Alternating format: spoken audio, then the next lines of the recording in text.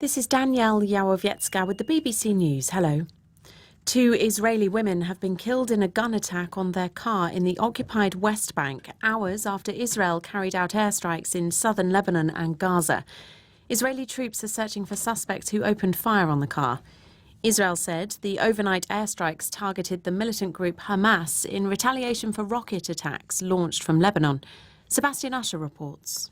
The past 24 hours have seen another dangerous confrontation in the conflict between Israel and the Palestinians, which has also brought Lebanon into the mix.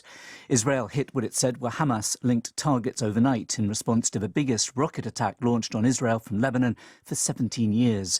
Israel blamed Hamas, which is present in refugee camps near the Lebanese city of Tyre.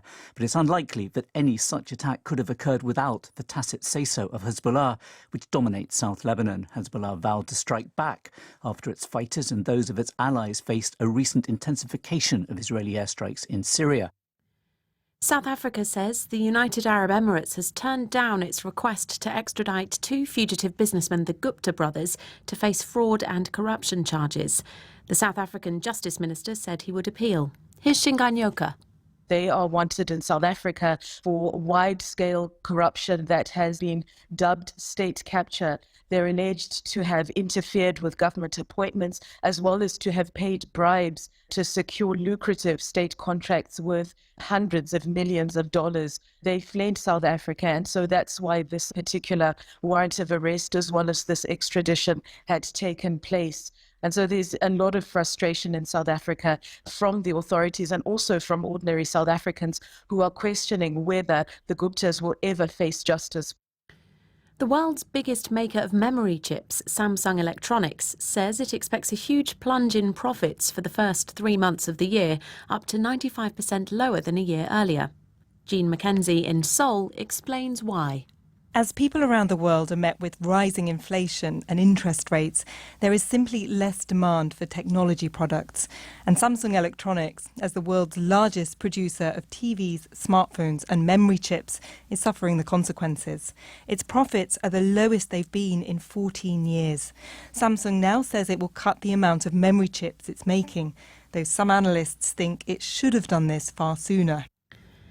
Turkey and Russia have failed to reach agreement on further extending the deal that facilitates Ukrainian grain exports via the Black Sea.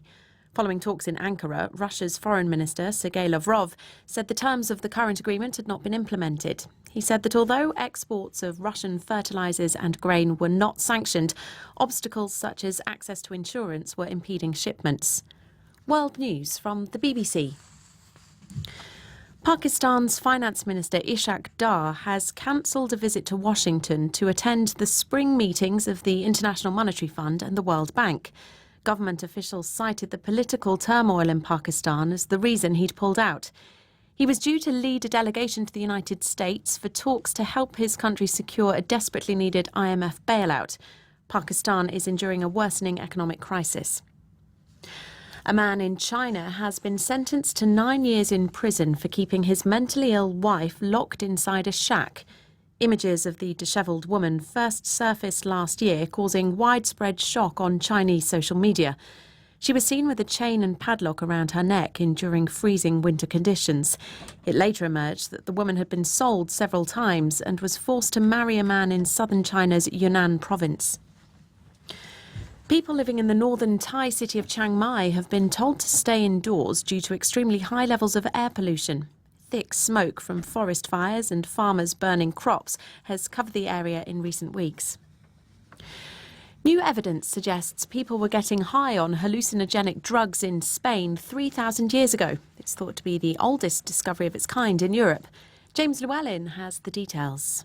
While studying strands of human hair extracted from a cave on Menorca's east coast, the scientists discovered traces of scopolamine and atropine, which can induce delirium and hallucinations. The chemicals are found naturally in the nightshade plant family and would not have alleviated any of the pain caused by Bronze Age diseases. Instead, the researchers think shamans could have been using the drugs in their ceremonies. They also found wooden containers in the cave, which they believe was sealed up by the islanders around 2,800 years ago to preserve their traditions in the face of a changing culture. James Llewellyn reporting. BBC News.